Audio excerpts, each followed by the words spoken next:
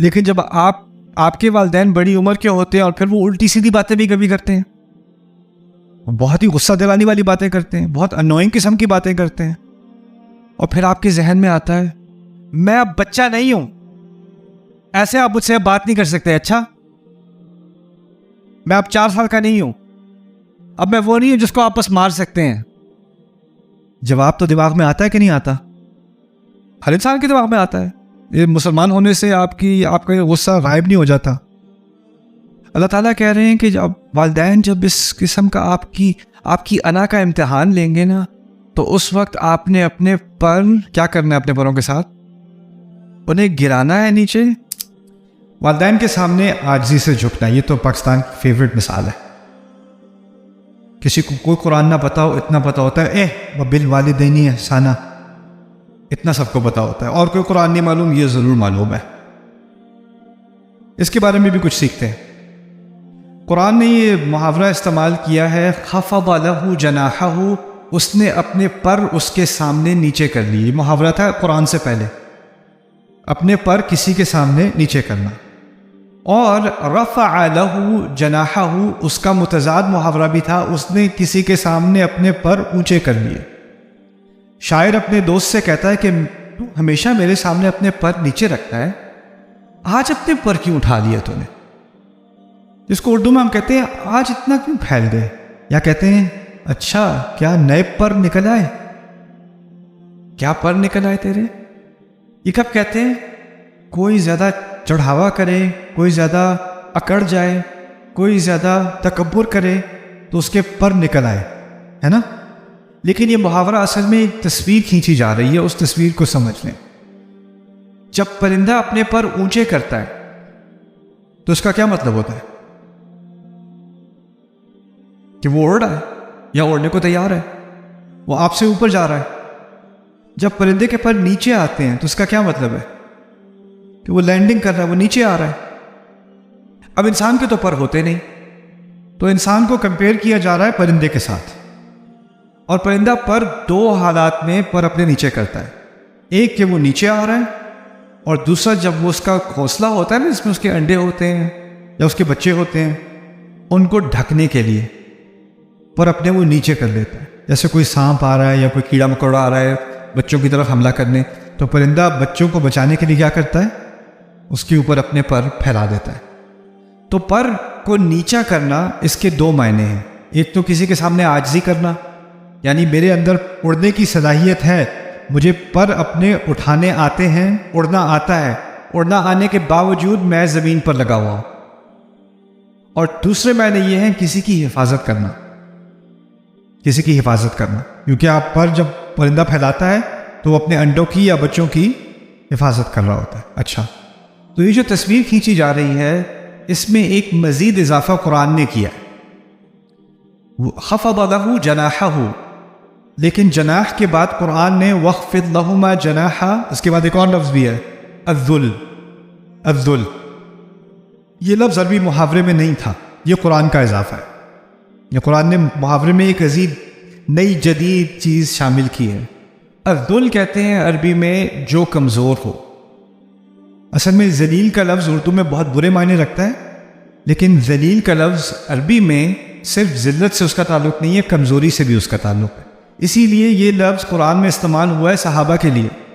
وَلَقَدْ نَصَرَكُمُ اللَّهُ بِبَدْرٍ وَأَنْتُمْ أَذِلَّةٌ, ذلیل کی جمع عربی میں اذلہ. اللہ تعالیٰ نے تمہاری بدر کے مقام پر مدد کی اور تم اذلہ تھے, یعنی تم کمزور تھے. وہاں اردو والا ذلیل نہیں, عربی والے یعنی کمزوری کی بات کی جا رہی ہے. یہاں پر کمزوری کی بات کی جا رہی ہے, یعنی اپنے کمزوری والے پر نیچے گرا دو, اپنے کمزوری والے پر اپنے دونوں والدین کے سامنے گرا دو. اس سے کیا مراد ہو سکتی ہے؟ پہلی مراد اس سے یہ ہے کہ ایک عمر آتی ہے جب بچہ چھوٹا ہوتا ہے اور والدین اس کے ہر ضرورت کا خیال کرتے ہیں. وہ اپنے آپ کو صاف نہیں کر سکتا, اپنے آپ کو کھلا نہیں سکتا, اپنے آپ کو سلا نہیں سکتا, اپنے آپ کو اوڑھ نہیں سکتا. ساری ضروریات کون پوری کر رہا ہے؟ والدین. ان کے بغیر وہ سروائیو نہیں کر سکتا, وہ انڈیپینڈنٹ نہیں ہے. جیسے جیسے وہ بڑا ہوتا چلا جاتا ہے تو کچھ چیزیں وہ خود سے کر سکتا ہے, لیکن پھر بھی امی بھوک لگی ہے, ماں کھانا دے گی، اسکول ابو لے کے جائیں گے، ڈور پہ ڈراپ کریں گے، شاپنگ کرنے کپڑے دیں، وہ اپنے آپ کو افورڈ نہیں کر سکتا۔ پھر ایک وقت آتا ہے کہ اس کو یونیورسٹی کے بعد یا تعلیم حاصل کرنے کے بعد اس کی جاب لگ گئی، اس کی شادی بھی ہو گئی، اب وہ بڑا ہو گیا ہے۔ اب جب وہ جیسے جیسے وہ خود مختار ہو رہا ہے، اس کے اپنے پیسے آ رہے ہیں، اس کی اپنی لائف ہے، ساتھ ساتھ جو اس کے پیرنٹس تھے نا، اس کے والدین تھے، وہ بوڑھے ہوتے چلے جا رہے ہیں، اور اب ایک رول ریورسل قسم کا ہو گیا ہے۔ یعنی بچہ کمزور تھا اور والدین خیال کر رہے تھے، والدین طاقت میں تھے، اور جیسے جیسے بچہ طاقتور ہوتا چلا جا رہا ہے، والدین کیا ہوتے چلے جا رہے ہیں؟ کمزور ہوتے چلے جا رہے ہیں۔ اور ایک عجیب چیز یہ بھی ہوتی ہے کہ انسان جیسے جیسے بڑھاپے کی طرف جاتا ہے تو کچھ انسانوں میں ایسا ہوتا ہے جیسے جیسے ان کی عمر بڑھتی چلی جاتی ہے، ان کی عادتیں اور ان کی باتیں بچوں والی ہونی شروع ہو جاتی۔ وَمَن نُعَمِّرْهُ نُنَكِّسْهُ فِي الْخَلْقِ، جس کو ہم زیادہ عمر دیتے ہیں اس کو خلق میں پیچھے کی طرف لے جاتے ہیں، جس کو انگلش میں سینیلٹی بھی کہتے ہیں۔ یعنی آپ ایک بچے کو، آپ ایک ویڈیو بناؤ کہ ایک ماں اپنے بچے کو کہہ رہی ہے دوا کھا لو، نہیں کھاؤں گا، نہیں کھاؤں گا، اور پھر آپ ایک ویڈیو بنا لو کہ کوئی جو ماں ہے کسی کی 80 سال کی ہے، 85 سال کی ہے، ماما جی یہ دوا کھا لیں، نہیں کھاؤں گی۔ وہ جو 8 سال کی بچی کر رہی ہے وہ 88 سال کی دادی بھی کر رہی ہے، اس میں بھی ایک بچپنا آ گیا ہے، ہوتا ہے کہ نہیں؟ اور اسی طرح موڈ کے بارے میں، بچے کا موڈ ایک دفعہ خراب ہو گیا تو ہو گیا، سڑ گئے تو سڑ گئے، اور جب ایک عمر آتی ہے اس میں ایک دفعہ غصہ آ گیا تو بس اب بات نہیں کرو مجھ سے، بہت جلدی غصہ کر دینا، بہت جذباتی ہو جانا، بچپنا آ جانا۔ اب ہوتا یہ ہے کہ جب اس طرح کا بچپنا آتا ہے بڑھاپے میں جا کے، یا موڈ سوئنگز ہوتے ہیں اس طرح کے، تو پھر آپ میں وہ صبر نہیں ہوتا ان چیزوں کو برداشت کرنے کا۔ ان کو تو تھا جب آپ چھوٹے تھے تو وہ برداشت کرتے تھے آپ کے موڈ سوئنگز، آپ رو رہے ہو اور وہ آپ کو تھپکیاں دے رہے ہیں اور سلا رہے ہیں، اور ریسٹورینٹ میں جا کے بچے جیسے کسی گائے کو ذبح کیا جا رہا ہے، اور سارے آپ کو ریسٹورینٹ میں گھور رہے ہیں، اور پھر بھی آپ بچے کو اٹس اوکے۔ لوگ بچے کو جج نہیں کر رہے، لوگ کس کو جج کر رہے ہوتے ہیں؟ آپ کو یہ کیسے پیرنٹس کو پتہ بھی نہیں ہے کہ میرا بچہ ہوتا نا تو لیکن جب آپ کے والدین بڑی عمر کے ہوتے ہیں اور پھر وہ الٹی سیدھی باتیں بھی کبھی کرتے ہیں، بہت ہی غصہ دلانے والی باتیں کرتے ہیں، بہت انوئنگ قسم کی باتیں کرتے ہیں، اور پھر آپ کے ذہن میں آتا ہے میں اب بچہ نہیں ہوں، ایسے آپ مجھ سے بات نہیں کر سکتے، اچھا میں اب 4 سال کا نہیں ہوں، اب میں وہ نہیں ہوں جس کو آپ بس مار سکتے ہیں۔ جواب تو دماغ میں آتا ہے کہ نہیں آتا؟ ہر انسان کے دماغ میں آتا ہے۔ یہ مسلمان ہونے سے آپ کا غصہ غائب نہیں ہو جاتا۔ اللہ تعالیٰ کہہ رہے ہیں کہ جب والدین جب اس قسم کا آپ کی انا کا امتحان لیں گے نا، تو اس وقت آپ نے اپنے پر کیا کرنا ہے؟ اپنے پروں کے ساتھ انہیں گرانا ہے نیچے، اور گرانا ایسے ہے جیسے آپ کمزور ہوں، لیکن حقیقت کیا ہے کہ آپ کمزور ہیں کہ نہیں؟ اس عمر میں اصل میں کمزور آپ نہیں ہیں، کمزور وہ ہیں، لیکن ایک ہوتا ہے ویسے میں پر اٹھا سکتا ہوں، لیکن کیونکہ قرآن کہہ رہا ہے نا تو میں ابھی گرا رہا ہوں پر، تو یہ جناح الذل نہ ہوا۔ جناح الذل ہے کہ آپ نے اپنی انا کو ایسے دبایا جیسے آپ میں انا اٹھانے کی صلاحیت ہی نہیں تھی۔ ایک ہوتا ہے میں معاف کر رہا ہوں کیونکہ معافی کے ثواب ملتا ہے، وہ معاف کرنا نہیں ہوتا۔ لیکن ایک ہوتا ہے آپ نے اپنے آپ کو ہمبل کیا، آپ نے اپنا تواضع دکھایا۔ کیوں دکھایا؟ یہ قرآن نے کہا ہے کمزوری کا مظاہرہ کرو، جناح الذل۔ اور اتنا بھی بات نہیں تھا، پھر کہا من الرحمہ۔ من الرحمہ، من الرحمہ کے 3 معنی ہیں۔ من الرحمہ کا ایک معنی یہ ہے کہ آپ کو اللہ کی رحمت چاہیے، اس لیے آپ کر رہے ہو۔ من الرحمہ کا دوسرا معنی یہ ہے کہ انہوں نے آپ پر رحمت کی تھی تو اب آپ کی باری آئی ہے، آپ ان پہ رحمت کرو۔ اور تیسرا معنی یہ ہے کہ آپ کو ان پر رحم آنا چاہیے کہ اب وہ جس طرح کی یہ بات کر رہے ہیں تو ایک دن آپ پر بھی آنا ہے کہ آپ ہی صورتحال میں ہوگے۔ آپ یہ وقت ہے کہ آپ شدید محبت اور بہت ہی زیادہ خیال کا مظاہرہ کرو۔ من الرحمہ 3 باتیں نکل آئیں اس میں سے۔ پھر ایک اور پیچھے بات جناح الذل میں یہ تھی کہ پر کو نیچے گرانا، اصل میں جو میں نے مثال بتائی نا کہ چڑیا اپنے گھونسلے کو اس کی حفاظت کرتی ہے، تو وہ کس چیز کی مثال تھی؟ ماں بچوں کی حفاظت کر رہی ہے، یہی بات تھی نا، والدہ بچوں کی حفاظت کر رہی ہے۔ لیکن قرآن نے یہ مثال کس کے لیے استعمال کی؟ اب بچے والدین کی حفاظت کر رہے ہیں، یعنی اس مثال کے ذریعے سے، ایک چھوٹے سے محاورے کے ذریعے سے اللہ نے یہ بات واضح کر دی کہ ایک زمانے میں یہ رول والدین کا تھا اور تم جو ہے گھونسلے کے اندر تھے، لیکن اب پر تم نے بچھانے اور وہ گھونسلے کے اندر ہے۔ جیسے انہوں نے تمہارا خیال رکھا تھا، اب تم نے ان کا خیال رکھنا ہے۔ اسی لیے جناح الذل اصل میں یہ محاورہ والدین کے لیے، والدین جو بچوں کی حفاظت کرتے ہیں اس کے لیے استعمال تھا، کیونکہ چڑیا اپنے گھونسلے کی حفاظت کرتی ہے، لیکن اس کو ریورس کر کے اللہ تعالیٰ نے بیان کیا۔ اب دعا آگے سمجھ میں آئے گی، وَقُلْ رَبِّ ارْحَمْهُمَا كَمَا رَبَّيَانِي صَغِيرًا۔ ذہنی طور پہ اللہ تعالیٰ نے محاورے کے ذریعے اس کے لیے ہمیں تیار کر دیا، ان دونوں پر رحم کر جیسے کہ ان دونوں نے میری پرورش کی جب میں چھوٹا تھا، کما ربیانی صغیرا۔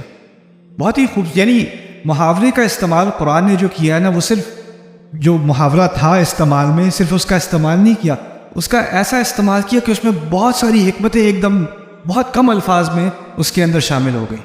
مجھے 15 منٹ لگ رہے ہیں ایک محاورہ ایکسپلین کرنے میں، اور قرآن نے وہ ساری بات نچوڑ کر بس رب ارحم واخفض لہما جناح الذل من الرحمہ، اتنی سے الفاظ میں۔ اور یہی قرآن کے معجزات میں سے ہے کہ بہت تھوڑے الفاظ میں بہت ساری جو حکمتیں ہیں وہ شامل ہو جاتی ہیں۔ یہ محاورہ ایک اور جگہ بھی استعمال ہوا ہے سورۃ الشعراء میں، اور حیرت ہوتی ہے اس محاورے کی وجہ سے، واقعی میں حیرت ہوتی ہے۔ وَاخْفِضْ جَنَاحَكَ لِمَنْ تَبِعَكَ مِنَ الْمُؤْمِنِينَ، اللہ اپنے نبی سے کہہ رہے ہیں آپ اپنے پر ان کے لیے گرا دیجئے جو آپ کی پیروی کرتے ہیں مومنین میں سے۔ رسول سے کہا جا رہا ہے صلی اللہ علیہ وسلم کہ آپ اپنے پر ان پر بچھا دیجئے۔ یہاں پر کیا لفظ نہیں ہے جو دوسری آیت میں تھا؟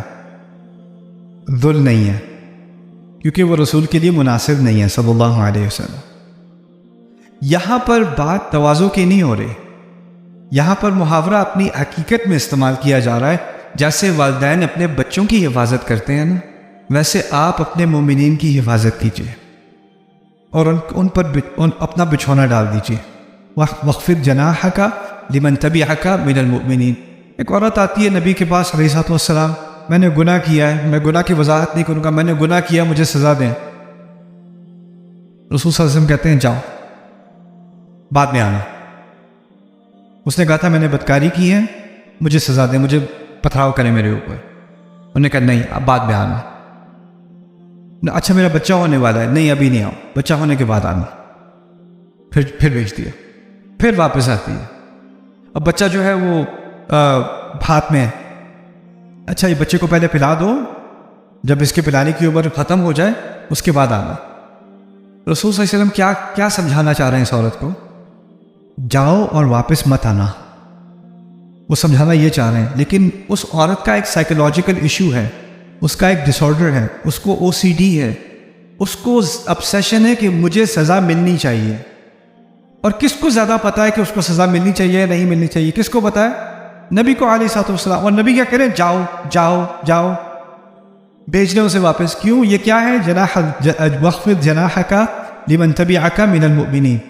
رسول صلی اللہ علیہ وسلم کو جلدی نہیں تھی سزا دینے کی، اور کسی کی عاقبت کی جلدی نہیں تھی۔ کوئی آتا ہے رسول صلی اللہ علیہ وسلم کے پاس کہتا ہے اُبَايِعُكَ عَلَى الصَّلَاتَيْن، میں آپ کو بیعت دینے کو تیار ہوں، یعنی مسلمان ہونے کو تیار ہوں، نمازیں میں نے 2 پڑھنی ہیں، 5 نہیں پڑھنی، میں نے 2 پڑھنی ہے۔ کیا کریں گے رسول صلی اللہ علیہ وسلم؟ ہم میں سے کوئی ہوتا تو کہتا ہے ان الدین عند اللہ الاسلام، اللہ کے ہاں دین جو ہے نا یہ مکمل اپنے آپ کو آپ نے سرنڈر کرنا ہوتا ہے، اس میں کوئی ڈسکاؤنٹ پروگرام نہیں ہے، کوئی نیگوشیشن نہیں ہے، یا پورے اسلام میں داخل ہو یا دفع ہو جاؤ۔ رسول صلی اللہ علیہ وسلم نے بیعت لے لی، چلو ٹھیک ہے 2 نمازوں کے لیے۔ صحابہ حیران، یہ کیا ہو گیا؟ یا کوئی واقعی کوئی ڈسکاؤنٹ پروگرام ہے؟ تو انہوں نے کہا نہیں، جب نماز کی لذت آئے گی تو خود ہی پڑھ لے گا، تھوڑا ہاتھ ہلکا رکھنا پڑے گا، ہاتھ نرم رکھنا پڑے گا۔ جیسے بچے غلطی کرتے ہیں بچے جب غلطی کرتے ہیں تو آپ کے پاس دو چوائسیز ہیں، یا تو آپ پورا اپنے گرج برس اس کے اوپر گرجے اور برسیں، یا اس کو سمجھائیں، محبت سے سمجھائیں، اس کی تربیت کریں. آپ کے پاس آپشنز تو ہیں نا. تو یہاں رسول سے کہا جا رہا ہے علیہ الصلوۃ والسلام وَاخْفِضْ جَنَاحَكَ لِمَنْ تَبِعَكَ مِنَ الْمُؤْمِنِينَ. اور ہم جب کہتے ہیں نا کہ ہم سنت کے ماننے والے ہیں اپنے نبی کی، تو اس میں کیا سنت ملی؟ کیا سنت ہے جو رسول کو سکھائی جا رہی ہے علیہ الصلوۃ والسلام مومنین کے معاملے میں؟ اگر ان کو یہ سکھائی گئی ہے تو میرا دوسرے مسلمانوں کے ساتھ کیا رویہ ہونا چاہیے؟ میں پچھلے دنوں ایک ریسٹورینٹ میں تھا، مجھ سے کچھ لوگ بات کر رہے تھے. تو یہاں پہ کچھ ریسٹورینٹس میں وہ کسی کو پے کرتے ہیں، وہ گانے گاتے ہیں ریسٹورینٹس کے اندر. اچھا بھی نہیں گاتے لیکن خیر گاتے ہیں. تو بیچارہ گا رہا تھا گانا، اسے کوئی انسٹرومنٹ اپنا بجا رہا تھا اور گا، اور زور سے گائی جائے، اور زور سے گائی جائے. اب میرے ساتھ جو لوگ بیٹھے ہیں وہ میری بات نہیں سن سک رہے، اور مجھے تو لگ رہا تھا جیسے ہی وہ دیکھتا تھا کہ میں کچھ کہنے لگا تو وہ کہتا تھا لگ وقت اسی وقت اس کو جو ہے نا وہ تھوڑا آتا تھا اس کو. تو باقی سارے بہت ہی چڑنا شروع ہو گئے کہ یہ کیا ہو رہا ہے. اور پھر بعد میں اس نے اپنا پورا البم ختم کی اس نے اپنی. اور پھر بعد میں مجھے وہ جو بیٹھے ہوئے تھے میرے ساتھ ان میں سے کسی نے کہا کہ آپ کو بالکل غصہ نہیں آیا اس کے اوپر؟ آپ نے کچھ کہا نہیں، ویٹر کو نہیں کہا کہ اس کو منع کر دو؟ وہ کچھ کہنے والے تھے اس کو روک دو. میں نے کہا نہیں کہیں، آپ نہیں کہیں رہے ہوئے. آپ نے کیوں نہیں روکا؟ نہیں عن المنکر. میں کہا دیکھو میرا نہیں خیال کہ کوئی خوشی خوشی ایسی کوئی جاب لیتا ہے، اور میرا نہیں خیال کہ اس کی زندگی آسان ہے. اور یہاں 50-60 لوگ ریسٹورینٹ میں بیٹھے ہیں، سب کے سامنے جا کے اس کو کوئی ڈانٹے گا اور کہے گا بس کر. خواہ مخواہ اس کی بےزتی کرنے سے کس کو کیا فائدہ ملے گا؟ وہ کون سا مجھے تنگ کرنے کے لیے کر رہا ہے؟ وہ اس کی جو صورتحال ہے، اس کی جو سچویشن ہے، اس کی جو فیملی سچویشن ہے، اس کی جو لائف ہے، اس کے بارے میں مجھے کچھ بھی نہیں پتا. میں خواہ مخواہ اس کی زندگی میں مشکل کیوں ڈالوں؟ کیا فرق پڑ جائے گا میرے اوپر؟ اگر تھوڑی سی زیادہ آواز ہو گئی تو کیا ہو گیا؟ میرا کیا نقصان ہو گیا؟ یہ کیا ہے؟ یہ چھوٹی سی مثال کس چیز کی ہے؟ تھوڑا سا آپ دوسرے کی صورتحال کو ذرا سمجھ لو نا، تھوڑا سا سمجھ لو. تو یہ ہم تو رسول صلی اللہ علیہ وسلم کے ایک یعنی قدم کے ذرے، ان کے پاؤں کے نیچے کے ایک ذرے کے برابر بھی نہیں ہے جس طرح سے وہ خیال لحاظ کرتے تھے. لیکن ہمیں کم از کم لحاظ کا کچھ خود بھی تو اہتمام کرنا پڑے گا نا. میری ایک عادت ہے، جب بھی میں کسی ریسٹورینٹ میں، خاص کر یہاں پر میں دیکھتا ہوں کہ نا، اب تو میں نے کم دیکھا ہے، اچھی بات ہے، لیکن جو لوگ سرو کر رہے ہوتے ہیں نا آپ کو کھانا وغیرہ، یا ان سے ایک طرح سے بات کی جاتی ہے جیسے وہ تقریباً آدھے انسان ہیں. یہ پانی آ دو، یہ کر دو، اچھا یہ گرم ہو گیا، یہ ٹھنڈا ہے، یا ایسے بات. یہ ایک انسان ہے، اس کی بھی ایک فیملی ہے، اس کے بھی بچے ہیں، اس کی بھی پیرنٹس ہیں، اس کے بھی جذبات ہیں. اس نے بھی اللہ کے سامنے کھڑے ہونا ہے، اور ہو سکتا ہے جب قیامت کے دن یہ اللہ کے سامنے کھڑا ہو تو آپ اس کے ساتھ کھڑے ہو. اس وقت یہ نہیں کہیں گے تو یہاں کیسے کھڑا ہے، تو وہاں پہ باقی ویٹرز کے ساتھ کھڑا ہو. اس کی بھی عزت ہے نا. وَلَقَدْ كَرَّمْنَا بَنِي آدم، ہم نے آدم کی تمام اولاد کو عزت دی.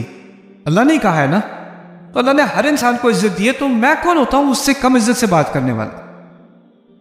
تو وہ تو بات کرتے ہیں سر سر سر سر سر، اور ہم بات کرتے ہیں اوئے اے اوئے. تو جب بھی کوئی آتا ہے تو میں پوچھتا ہوں آپ کا نام کیا ہے، تو پہلے تھوڑے حیران ہو جاتے. وہ سمجھتے ہیں میں نام جا کے میں مینیجر کو بتاؤں گا، جی سر میرا نام کریم ہے. تو ان کے دماغ ہوتا ہے ابھی کریم کی تو جاب گئی. کریم بھائی آپ کیسے ہیں؟ میں ٹھیک ہوں سر، میں بالکل ٹھیک ہوں. وہ ڈر ڈر کے بالکل ٹھیک ہوں. پھر اس کے بعد کریم بھائی آپ کا بہت شکریہ، کب سے کام کر رہے ہو آپ یہاں پہ؟ سر ابھی 4 دن ہوئے ہیں. اچھا انشاءاللہ اللہ تعالیٰ کے رزق میں برکت ڈالے. آپ کا بہت شکریہ. میرے کو پیسے خرچ ہو گئے، میرے کو نقصان ہو گیا، اس سے میں نے 1-2 سیکنڈ بات کر لی. لیکن ہوتا کیا ہے اس سے؟ کسی کو تھوڑی سی تسلی آ جاتی ہے کہ کسی نے مجھے انسان کے ناطے تو دیکھ لیا، کسی نے سلام میں پہل تو کر لی. آپ کوشش کریں کسی بلڈنگ میں جائیں تو جو دروازہ کھولنے والے گارڈز وغیرہ ہوتے ہیں نا، سلام میں آپ پہل کر دو، آپ پہل کر دو. کس لیے؟ وَاخْفِضْ جَنَاحَكَ لِمَنْ تَبِعَكَ مِنَ الْمُؤْمِنِينَ. رسول کا کیا مقام اور کسی عام مسلمان کا کیا مقام، اور ان کو کہا جا رہا ہے آپ ان کے جذبات کا خیال رکھیں، ان کے اوپر آپ یعنی کیونکہ اگر تھوڑی سی بھی رسول صلی اللہ علیہ وسلم ذرا سختی سے بات کر دیں گے تو کسی کی تو دنیا زندگی ختم ہو گئی، اس کی تو زندگی برباد ہو گئی۔ مجھے اس بات کا اندازہ نہیں تھا۔ ایک دفعہ میں آپ کو اپنے ذاتی بارے میں بات بتاتا ہوں، مجھے کچھ چیزیں صرف تجربے سے انسان سیکھ سکتا ہے ورنہ نہیں سیکھ سکتا۔ میں ایک کانفرنس میں تھا، میں نے اسپیچ کی تو بہت سارے لوگ نا میرے ساتھ تصویر کھینچنا چاہ رہے تھے، لیکن کانفرنس سے پہلے کوئی آ کے نا ایک چٹ دے گیا مجھے تقریر کے دوران۔ میں بہت ہی جذبات میں تقریر کر رہا تھا، اینڈ وی ہیو ٹو، اس نے پیپر پکڑا دیا مجھے۔ پیپر تھا کہ کسی کی ٹویوٹا تھی اور اس کا لائسنس نمبر یہ تھا، اس نے گاڑی غلط جگہ پہ کھڑی کی ہوئی ہے۔ تو میں کہتا and we have to stand against license plate 57ZW white Corolla who parked incorrectly۔ مذاق میں نے ایسے ہی کہہ دیا۔ 4 سال بعد بدلہ مجھے آ کے ملتا ہے، آپ نے میری گاڑی کا مذاق اڑایا تھا، اور اس دن سے میں نے آپ کو سننا چھوڑ دیا ہے، اور آج میں صرف اس لیے آیا ہوں آپ کو بتانے کے لیے کہ آپ نے مجھے کتنا ہرٹ کیا ہے۔ اوف، I'm sorry. Can I park your car? آپ کو نہیں پتا ہوتا کس کے کیا جذبات ہیں، کس کی کیا فیلنگز ہیں، تو ایک سینسٹیوٹی ڈیولپ کرنی پڑتی ہے۔ یہ آیات صرف پیرنٹس کے لیے استعمال نہیں کی گئی، بچوں کے لیے استعمال نہیں کی گئی، رسول کے لیے خود استعمال کی گئی صلی اللہ علیہ وسلم۔